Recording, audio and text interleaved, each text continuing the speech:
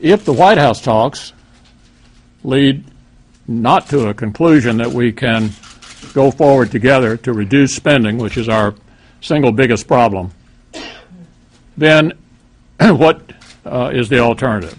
And so what I've told my members is that we will have available a sort of backup plan that would operate as follows. I would advocate that we pass legislation giving the President the authority to request of us an increase in the debt ceiling that would take us past the end of his term.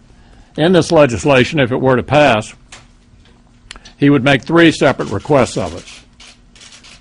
The first request would be initiated by passing the legislation in the next few weeks.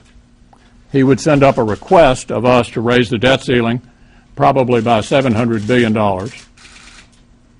That would be subject to a resolution of disapproval. If you're thinking of an analogy, think of the Congressional Review Act. That resolution of disapproval, if passed, would then go to the President. He could sign it, or he could veto it.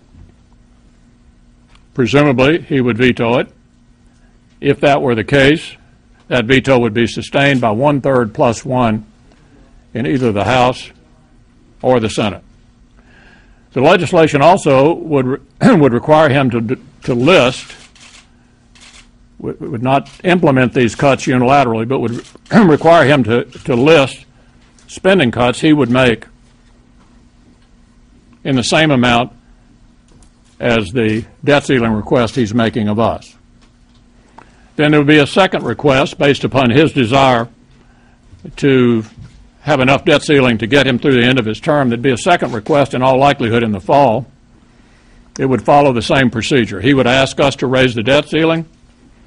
I think it's highly likely that both houses would consider and probably pass resolutions of disapproval, which, if they passed, he would veto, and those resolutions would be sustained. His veto would be sustained by 1/3 plus 1. That would happen one more time in June.